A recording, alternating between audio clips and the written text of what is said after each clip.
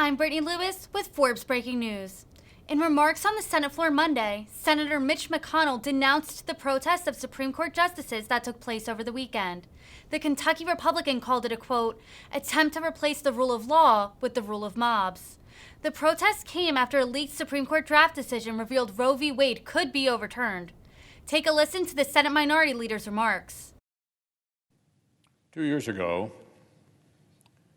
the Senate Democratic leader rallied a crowd on the steps of the Supreme Court and threatened judges by name if they did not resolve an abortion case the way he wanted. Here was the quote. "I want to tell you, Gorsuch, I want to tell you, Kavanaugh, you have released the whirlwind and you will pay the price. You won't know what hit you if you go forward with these awful decisions." This incitement triggered rare public rebukes from the Chief Justice himself and even the liberal American Bar Association. But apparently the radical left heard their marching orders loud and clear. Since the precedent-setting leak of a draft opinion last week, the left has set out to harass and intimidate sitting judges as they consider a pending case. We've seen angry crowds assemble at judges' private family homes. Activists published a map of their addresses. Law enforcement has had to install a security fence around the Supreme Court itself. Trying to scare federal judges into ruling a certain way is far outside the bounds of First Amendment speech or protest. It is an attempt to replace the rule of law with the rule of mobs. It appears this may possibly be flat out illegal.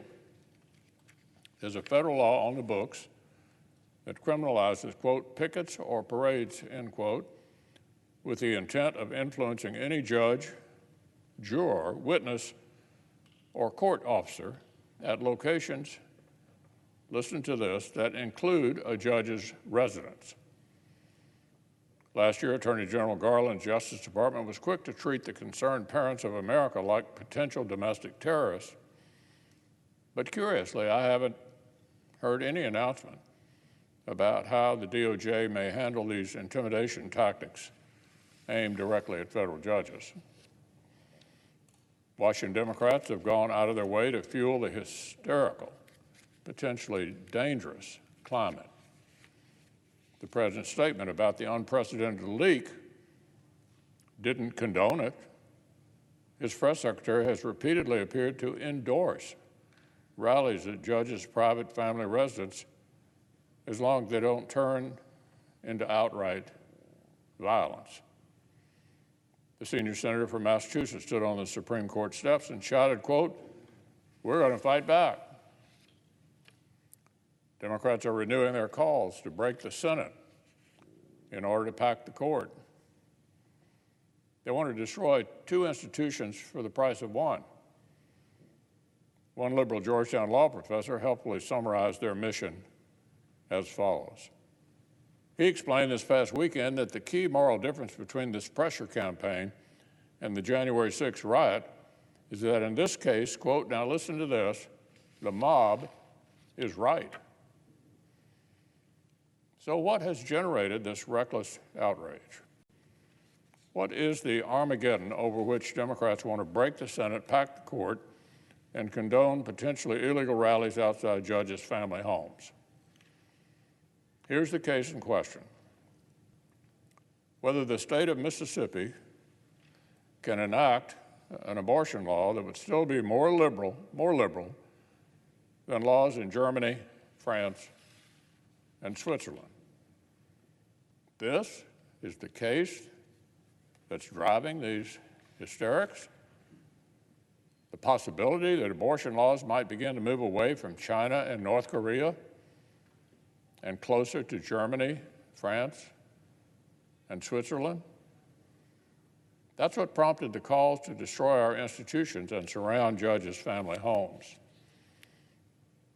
That's why a pro-life nonprofit in Wisconsin got a Molotov cocktail through its window, and activists call for disruptions of Sunday worship.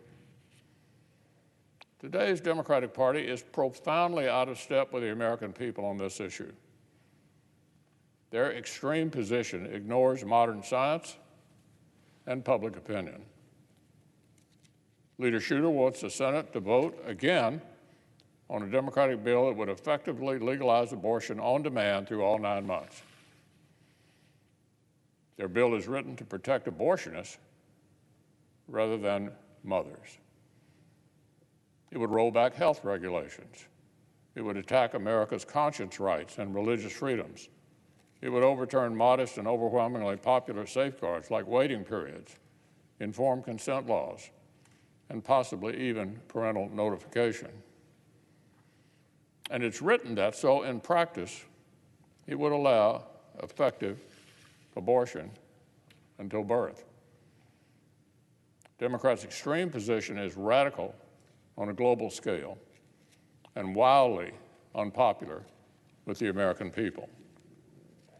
Only 34% of Americans believe abortion should be legal in all or most cases into the second trimester.